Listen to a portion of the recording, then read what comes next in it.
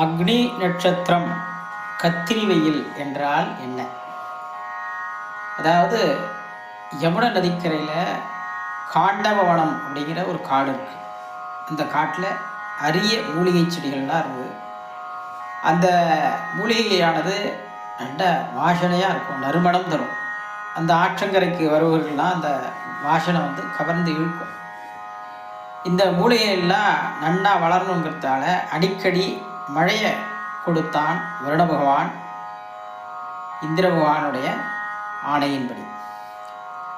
இந்த அழகு நிறைந்த காட்டிற்கு அருகில் இருந்த யமுனையில் கிருஷ்ணனும் அர்ஜுனனும் ஒரு நாள் நீராட வரான், குளிக்கிறதுக்கு வரான். அப்போது குளித்துட்டு கரைக்கு வந்தபோது ஒரு அந்தனர் எனக்கு ரொம்ப பசியாக இருக்குது, இந்த காட்டில் பசிப்பினி, பசியை தீர்க்கிற மருந்து இருக்குது, அதை சாப்பிட்டா என்னோடய பசி போயிடும் அப்படின்னு சொல்கிறார்.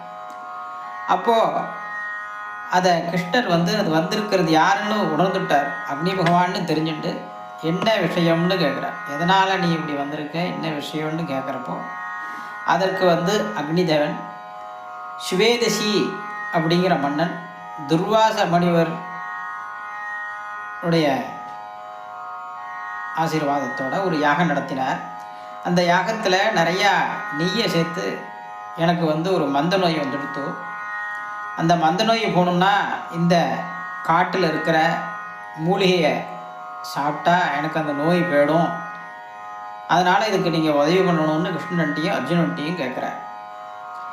நான் இந்த காட்டுக்கு நானாக போகிறப்ப என்ன ஆகுதுன்னா, இந்திர பகவான் மழையை கொடுத்துட்றான், அதனால் என்னால் உள்ளே போக முடியல. மழை பெஞ்சால் அக்னி அணைஞ்சிடும், அதனால் என்னால் உள்ளே போக முடியலை.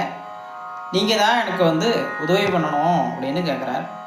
அப்போ அர்ஜுனனும் கிருஷ்ணனும் எனக்கு வில் அம்புகள் வேணும், அப்போ தான் எனக்கு உதவி செய்ய முடியும்னு சொல்கிறப்போ அக்னிதேவன் சக்தி வாய்ந்த காண்டீப வில்லம்புகளை அவர்களுக்கு கொடுக்குறார்.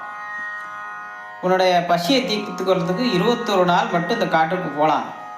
அந்த சமயத்தில் இந்திரன் மழையை கொடுக்காம நாங்கள் பார்த்துக்குறோம் அப்படின்ட்டு கிருஷ்ணர் சொல்கிறார். அதே போல் அக்னிதேவன் அந்த காட்டுக்கு போனதுக்கப்புறம் மழையை இந்திர பகவான் கொடுக்குறார்.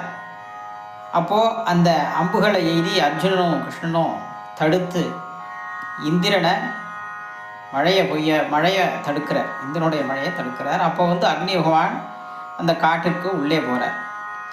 அந்த 21 நாட்கள் அந்த காட்டிற்கு போய் அந்த மூலிகைகளை